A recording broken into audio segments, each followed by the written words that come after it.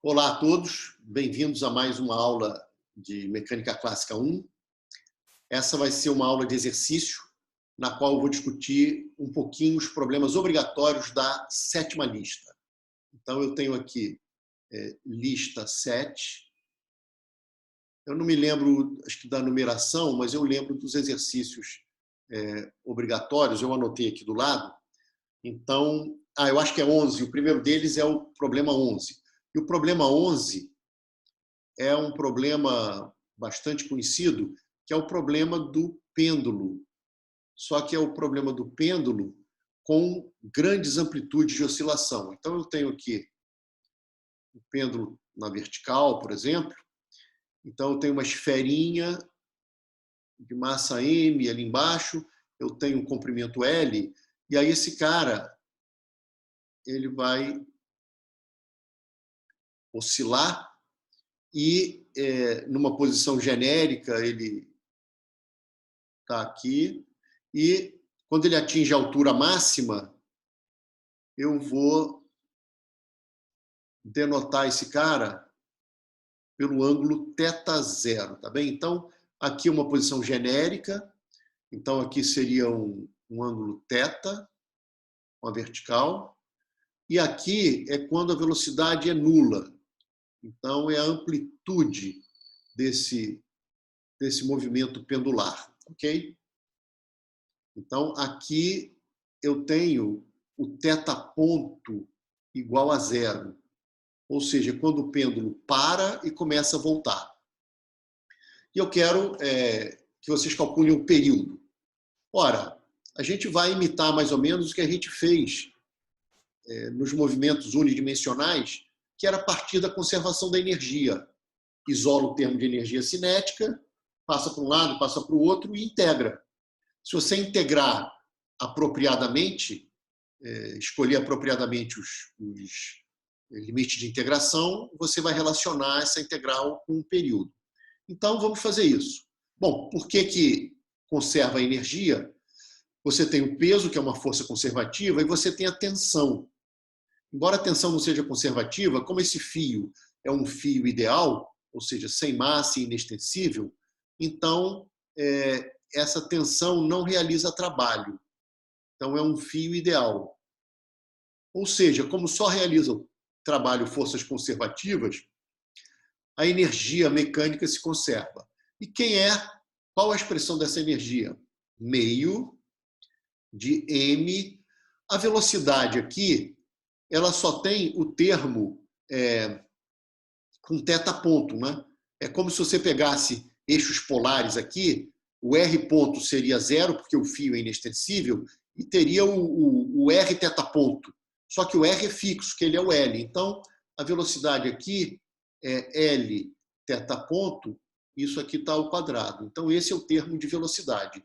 Meio de m vezes a velocidade ao quadrado, que escrita em termos de θ ponto, fica sendo L θ ponto, ao quadrado, tudo ao quadrado. Depois você tem energia potencial. Se eu tomar, por exemplo, o zero aqui, posso pegar o meu padrão aqui, padrão para energia potencial gravitacional, nesse plano.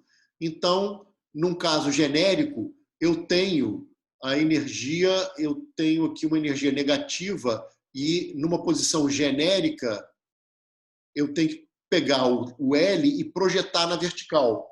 Fica L cosseno de θ. Então, aqui eu tenho mg L cosseno de θ. Está todo mundo de acordo, gente? Isso aqui é T e isso que está aqui é o U de θ. Escolhido, o padrão foi escolhido de modo que quando θ é π sobre 2, quando θ é π sobre 2, é que o meu U é igual a zero, que é o fio na horizontal. Eu escolho onde eu quiser o meu ponto padrão, tá bem? Agora, como é que eu relaciono a energia com a amplitude θ0? Alguém saberia me dizer? Luca, tá por aí ainda? Oi, desculpa, eu estava anotando. Você pode repetir, por favor? A minha pergunta é, como é que eu relaciono a energia com θ zero? Só para escrever as coisas de uma maneira mais legal para a gente. Eu iria num ponto de retorno, né? Quando Perfeito. a E no ponto de velocidade, a retorno, energia cinética é nula, né? exatamente. Então, quanto vale a energia mecânica desse problema? Nesse caso, seria só o de θ zero, né? Que é menos mgl cosseno de θ zero, concorda? Isso.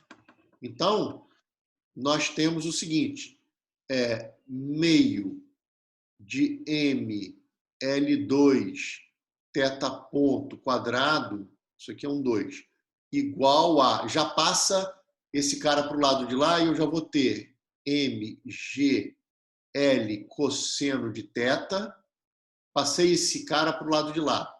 E o E é menos mgl cosseno de θ zero.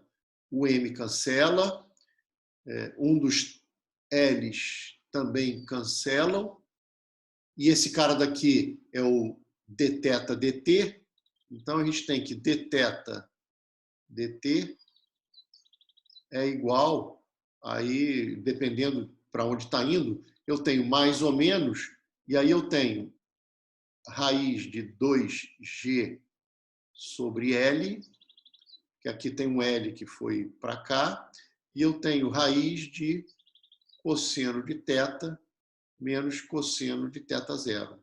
Beleza? E se eu quiser, por exemplo, calcular o período, passa o dt para lá, e aí e passa tudo que tem θ para o lado de cá. Vamos voltar para o nosso azulzinho aqui. E aí o que eu tenho? Se eu integrar de menos θ sobre 2, perdão, se eu integrar de menos θ zero até mais θ zero, eu tenho um período, meio período, um quarto de período. O que eu tenho? Eu estou integrando aqui, ó, cosseno de θ menos. Meio período? Eu tenho meio período. Perfeito. Então, do lado de cá, eu vou escolher o sinal de mais, porque eu estou indo do menos θ zero para o mais θ zero. Eu tenho esse raiz de 2g sobre L, e a integral em dt, só para... Eu estou indo de zero até meio período. Tá certo? Isso que está aqui, então, é g sobre 2L vezes t, porque o 2 ali entra como 4 lá dentro. Então, a gente tem uma expressão para o período. Quer dizer, o período é uma função, em princípio, de θ zero, e que eu vou escrever da seguinte maneira. Essa integral de menos θ zero a θ zero, eu poderia fazer de θ zero de zero até θ zero, tal, e botar um 2 ali na história, e aí eu vou escrever dessa maneira que está aqui. Ó, tá? Só por conveniência, tá? Vai acabar ficando escrito assim. Ó, 8L, e aqui a integral ficou de zero até θ zero. É só porque vai aparecer uma função especial e tal, e aí para a gente identificar. Então, isso aqui já é até a resposta de um dos itens. Então, na verdade, eu já fiz quase que um item inteiro para vocês.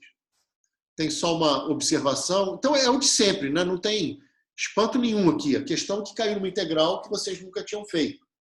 E que no item B vocês vão precisar calcular, e cai numa expressão que é identificada com o que se chama de integral elíptica de primeira espécie. Acho que tem a ver com Legendre isso. Pois bem,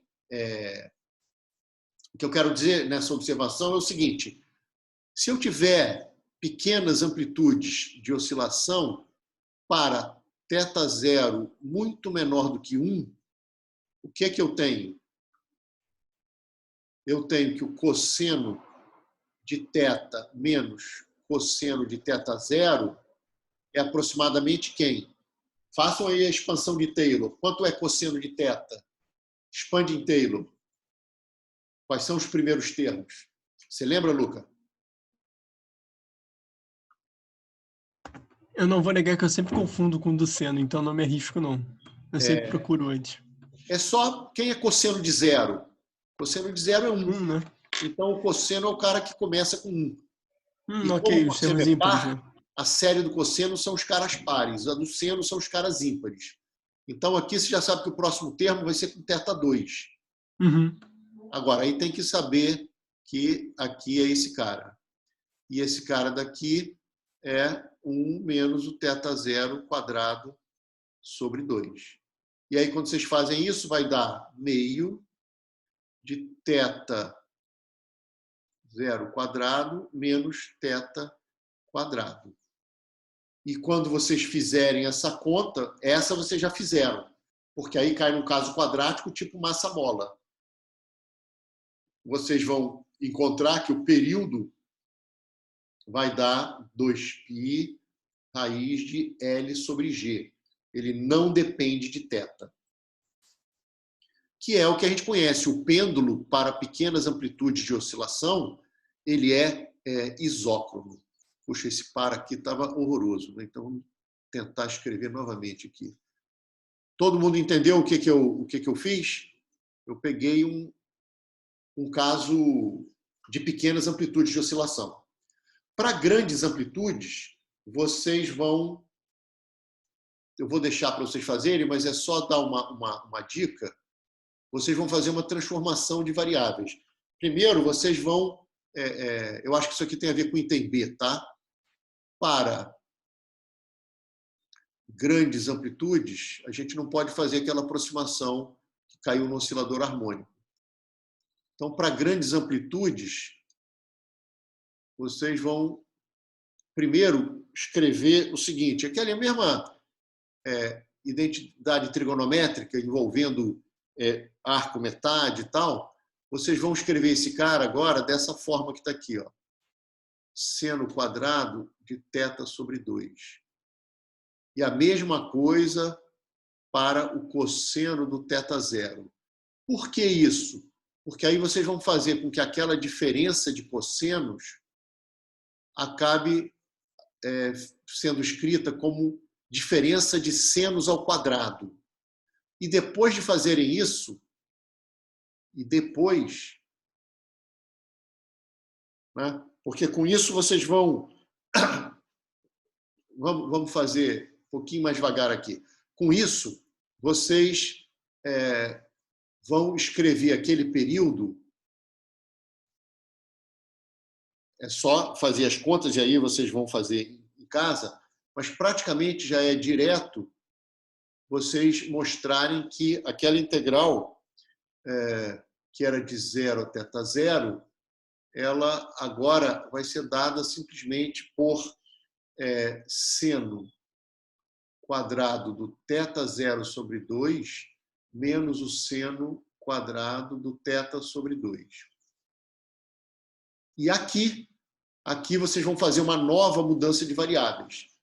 E aqui vocês vão fazer uma transformação de variáveis que é a seguinte. E aí eu já vou deixar para vocês terminarem o exercício. A transformação de variáveis é vocês chamarem aquele seno de θ sobre 2, a variável é esse θ aqui sem o θ0. Vocês vão chamar de uma constante, mas a constante é esse cara daqui, vezes o seno de um outro ângulo φ. Isso aqui é uma constante que vocês podem chamar de K. E ao fazerem esta transformação de variáveis, essa expressão ela vai ficar numa forma que é muito conhecida na literatura. Vocês vão mostrar que ela pode ser escrita de uma maneira, né, esse período ele vai poder ser escrito como função desse cara, como sendo o seguinte, 4 raiz de L sobre G de uma função que vocês vão ter que ir na literatura dar uma olhada, que depende desse parâmetro, seno θ 0 sobre 2, π sobre 2, onde esta tal função f de uma variável k e uma variável, vamos dizer aqui, alfa, ela é definida por integral de 0 até alfa de dφ sobre 1 menos K2 seno quadrado de φ. Então, o que eu estou dizendo para vocês é o seguinte, quando vocês fizerem essa nova transformação de variáveis, vai cair nessa integral que está aqui, com alfa igual a π sobre 2 e com esse K igual a esse seno de θ0 sobre 2. E essa função é chamada de função, assim como tem função de Bessel, função de Eyre e assim por diante, essa função é chamada função elíptica de primeira espécie. Na verdade, vai aparecer em mais um exercício essas funções elípticas de primeira espécie e de segunda espécie. Vai aparecer um desafio que no cálculo da precessão de Mercúrio causada pela presença dos outros planetas. E aí, gente, mostrar que tem aquela expansão lá, quando vocês chegarem nessa resposta que está aqui, esse cara é menor do que 1. Então, vocês podem expandir esse integrando em potências de K2 e integrar termo a termo. E isso vai dar também a outra coisa que é pedida no exercício. Então, com isso, encerra esse exercício e a gente passa para discutir um exercício que é o exercício 13. O exercício 13, eu só vou fazer comentários bem rápidos, deixar para vocês fazerem a conta, mas ele é muito bonitinho, esse problema, e quem nunca fez vai curtir muito fazer. Quem já fez, enfim, se deu bem aí, né? O lance é o seguinte, vocês têm um movimento de projéteis. Imagina que vocês vão lançar projéteis sempre com... Opa, o que aconteceu aqui? Aqui. Sempre com a mesma velocidade, tá? Então, vocês têm aqui, ó, mas ângulos diferentes. Então, e a mesma coisa para o lado de lá, tá? Vou só botar mais 2 setinhas aqui. E aí, o que acontece é que vocês vão ter diferentes trajetórias. Então, essa daqui vem e atinge um ponto máximo aqui. Essa daqui vem, vocês sabem que descreve uma parábola. Essa daqui vai ter um alcance parecido, porque parecem complementares. Enfim, vocês vão ter várias... podem ter outras aqui. E a pergunta é a seguinte, eu quero saber qual a região do espaço, tá? Porque eu estou lançando sempre com um V0, sempre com o mesmo V0, módulo, sempre com o mesmo módulo da velocidade, mas ângulos diferentes. Eu quero saber onde que eu estou protegido, eu tenho um ponto P do espaço com coordenadas x, y. Então, eu te dou um ponto P do espaço e pergunto para vocês, vem cá, lançando ali da origem, com essa velocidade, ela é dada, tá? Essa velocidade é dada. Esse ponto do espaço, ele está protegido ou não? Ele pode ser atingido ou não por esse projétil, ou por esses projéteis. E eu posso ter pontos aqui dentro que certamente podem ser atingidos. Alguns na subida, outros na descida, outros tanto na subida quanto na descida, é só mudar o ângulo que está aqui. Então, vai existir uma curva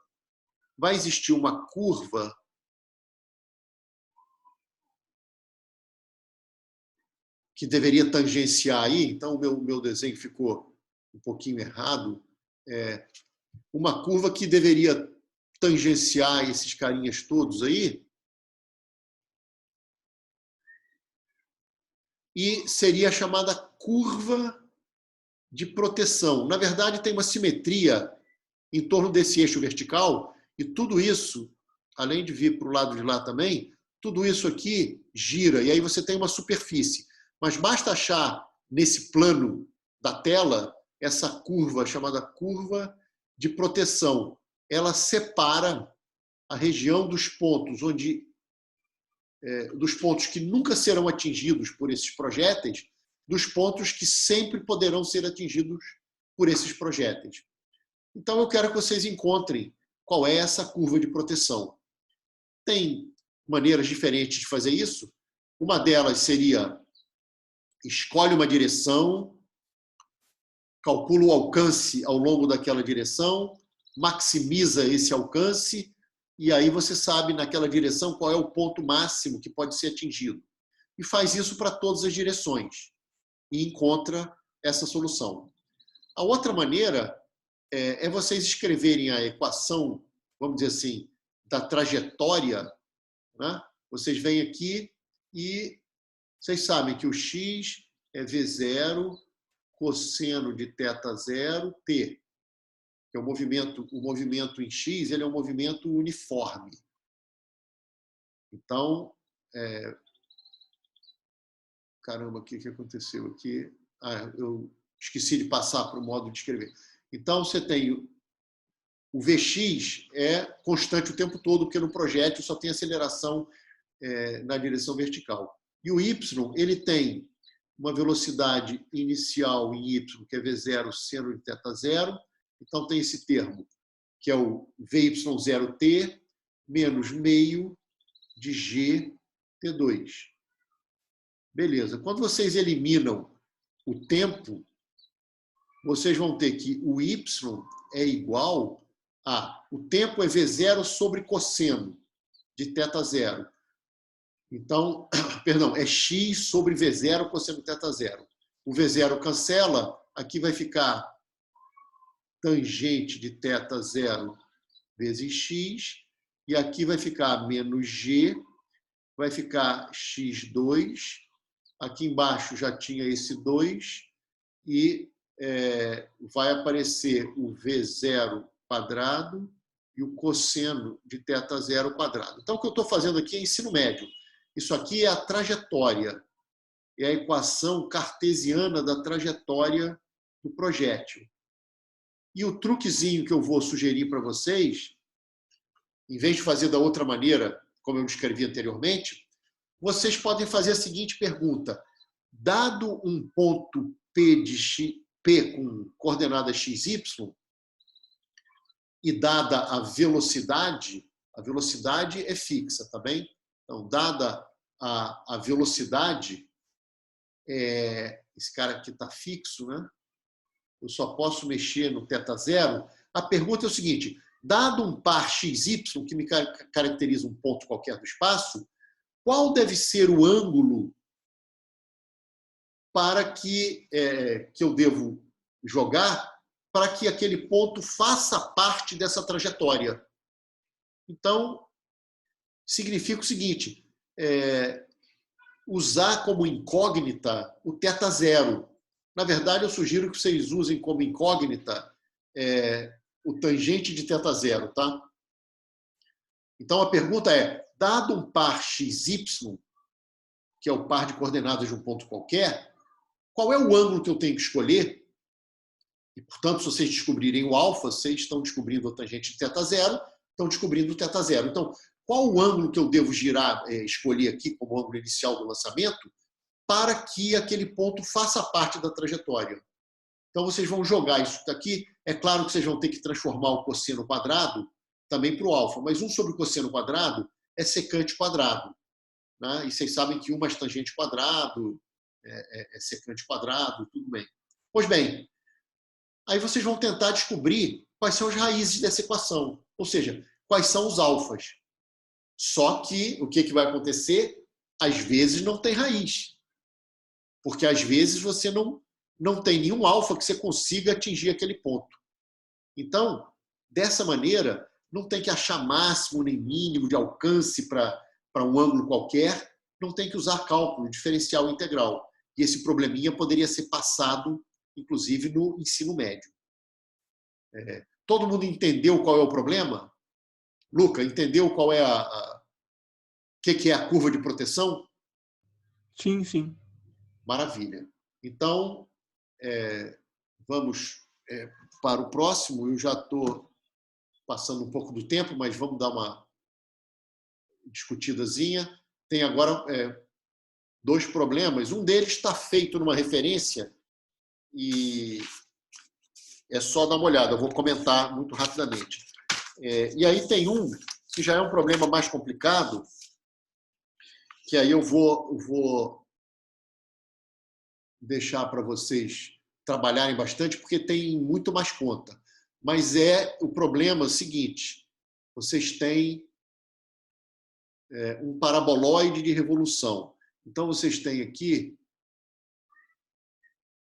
uma superfície, e aí tem uma partícula aqui dentro que está apoiada e pode se mover sem nunca perder o contato. Esse cara daqui é uma superfície lisa, e não é qualquer superfície, é um paraboloide de revolução.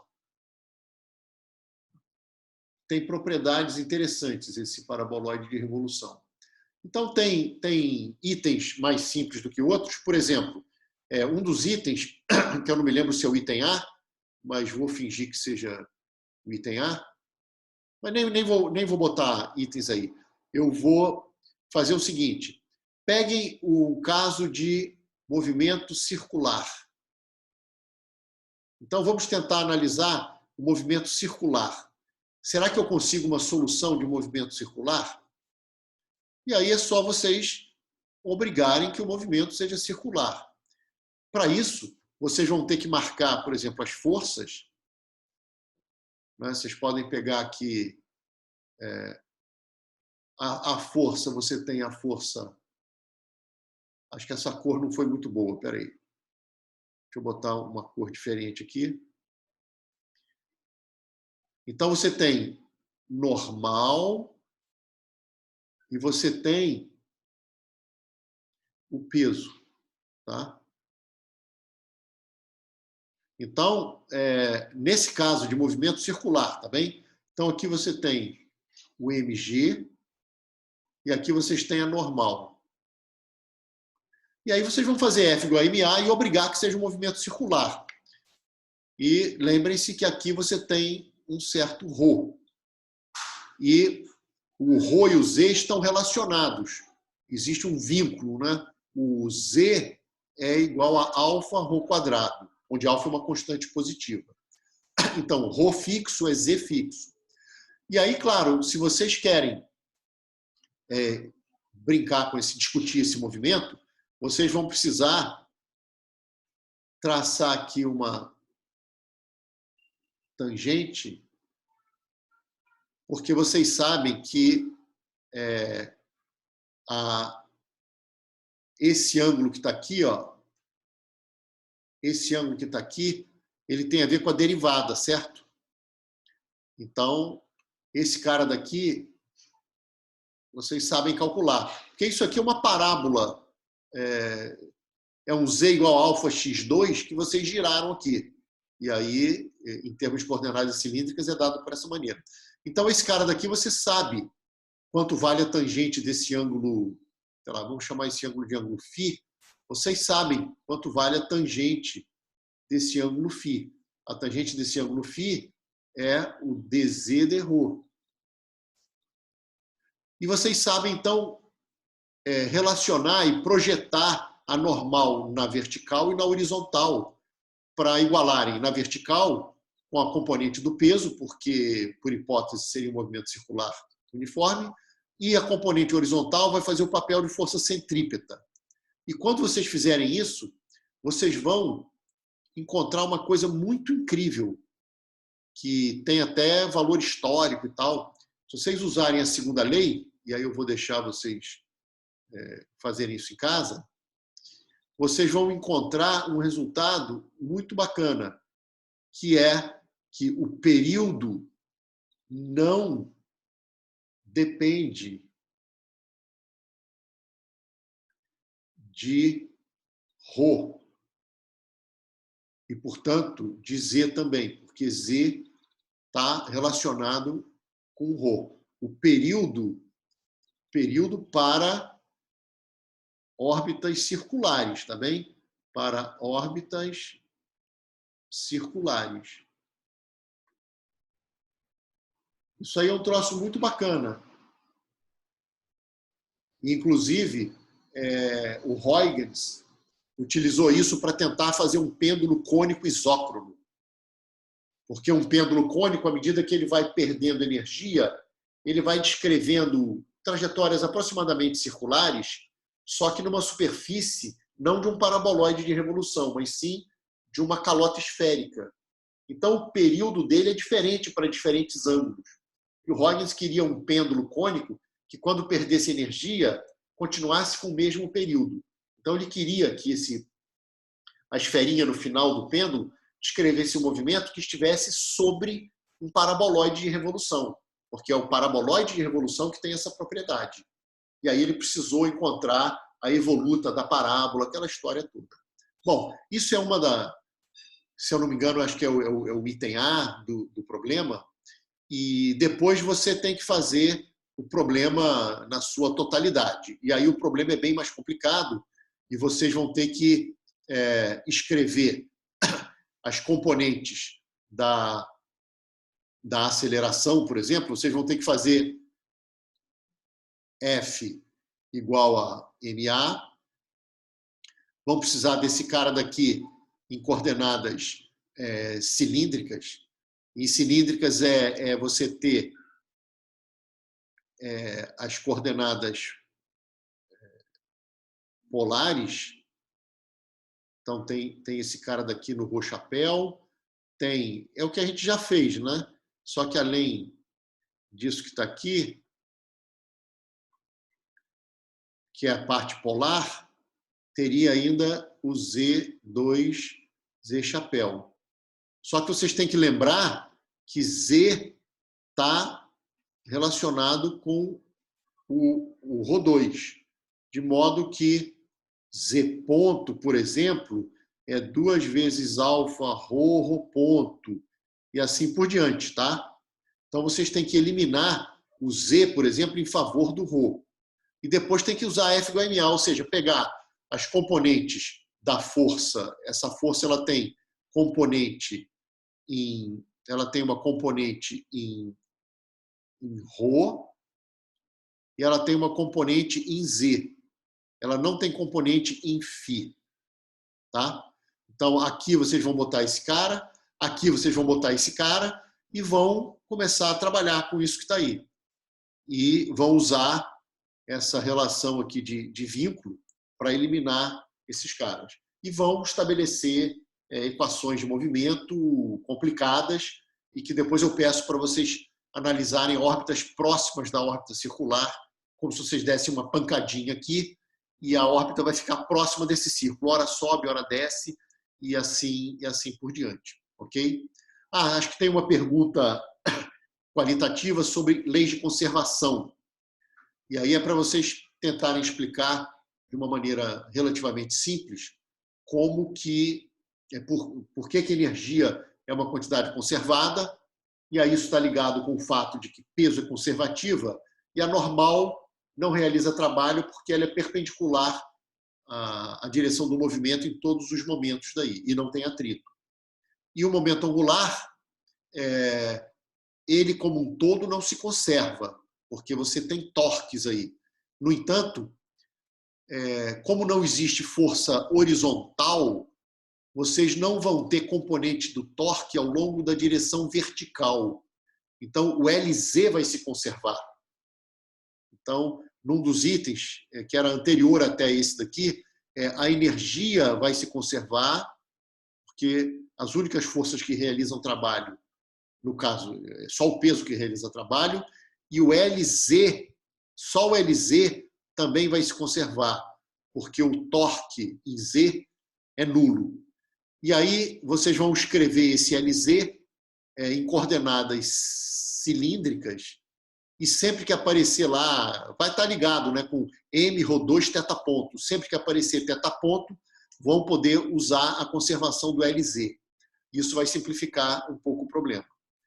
E, por último, a ideia de órbita próxima do círculo é você pegar o teu Rho de T, que no caso de círculo era um Rho constante, então era um Rho zero, mas se você está com órbitas próximas do círculo, é como se o teu Rho de T tivesse um Rho zero mais algo pequenininho, que varia com T. E dá para mostrar que quando você perturba um pouquinho, a órbita fica sempre próxima. Essa órbita circular é estável. E aí, quando vocês jogarem na equação diferencial complicadona, mas mantendo só termos lineares no delta, vocês vão conseguir mostrar que esse delta vai satisfazer uma equação onde aqui aparece uma constante positiva vezes o delta de novo igual a zero. E aí vocês olham para isso e falam, caramba, isso aqui é um oscilador harmônico.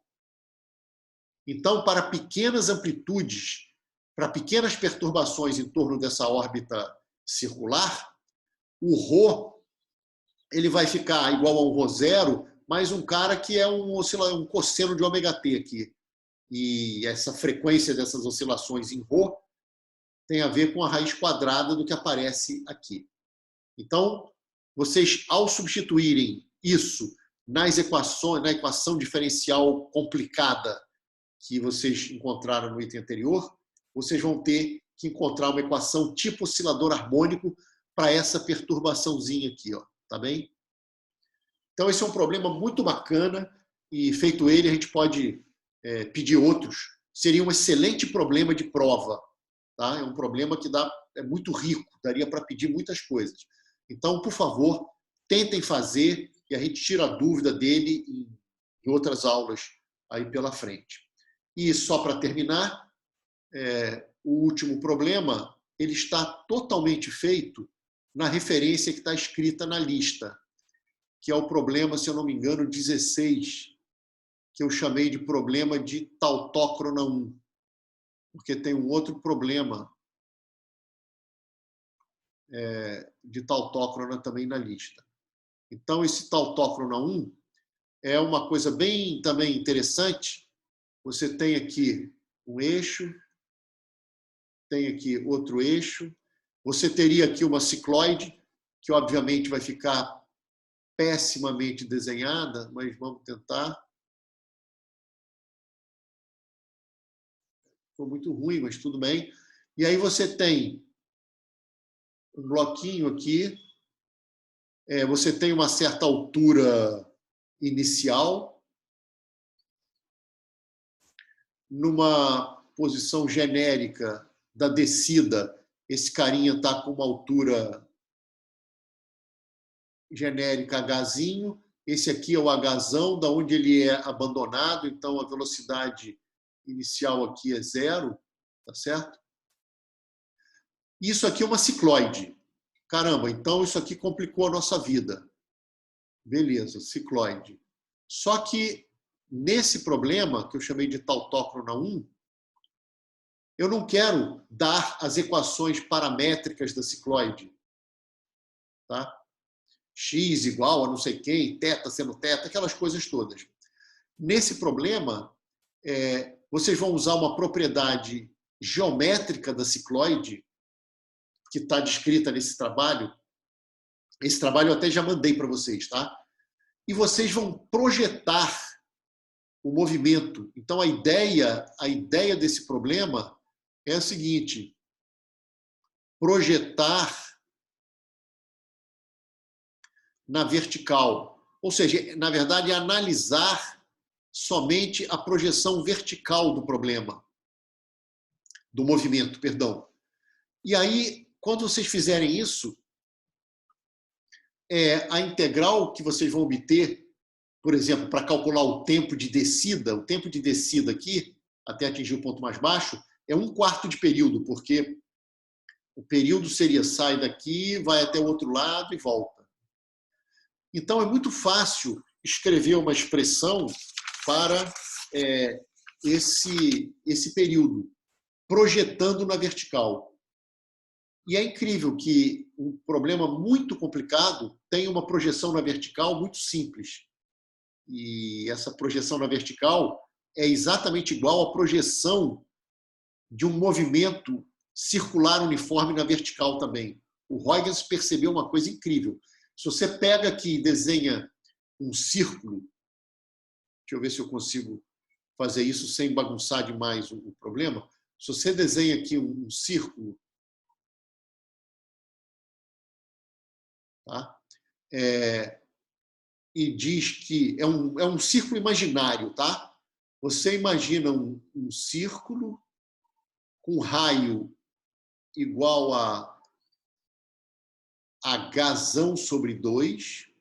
E o Huygens fez a seguinte pergunta: será que existe alguma velocidade para um MCU, para um movimento circular uniforme, cuja projeção vertical desse movimento seria exatamente igual à projeção vertical do movimento complicado sobre a superfície da cicloide? Não tem nenhum motivo para isso acontecer, e da onde ele tirou, mas acontece que é possível. Existe sim uma velocidade que você escolhe, de modo que se você projetar um cara que fica girando em círculos no MCU, na vertical, ilumina com uma lanterna aqui, a sombrinha dele vai ser exatamente a mesma sombra que seria obtida pela projeção do movimento cicloidal. E movimentos circulares uniformes, você sabe calcular período e tudo mais. Foi assim que o Huygens calculou. Isso está nesse artigo. Né? A solução desse problema está num artigo da Revista Brasileira de Ensino de Física, de autoria dessa Mariana Burrows, e ela foi minha aluna de orientação científica. Isso foi uma iniciação científica. Então, eu sugiro que vocês olhem esse artigo, lá está tudo muito explicadinho, e sugiro também que depois vocês resolvam o tautócrona 2, que está como problema sugerido, tautócrona 2. E aí sim, tem lá as equações paramétricas da tautócrona, e é para fazer com F igual a MA, e usa o comprimento de arco, aquela coordenada na trajetória. Enfim, é mais complicado um pouquinho, mas e já usa bastante cálculo diferencial e integral. Aqui não, aqui é uma sacação genial do Huygens. Bom, gente, com isso, pelo menos eu consegui discutir bastante. Os que eu não discuti em detalhe, como esse, eu sugeri um artigo onde está tudo feito, e dessa forma eu acho que eu facilitei bastante a vida de vocês para essa lista que tem esses problemas um pouquinho mais complicados. Eu vou ficando por aqui. Muito obrigado a todos pela participação e até a próxima.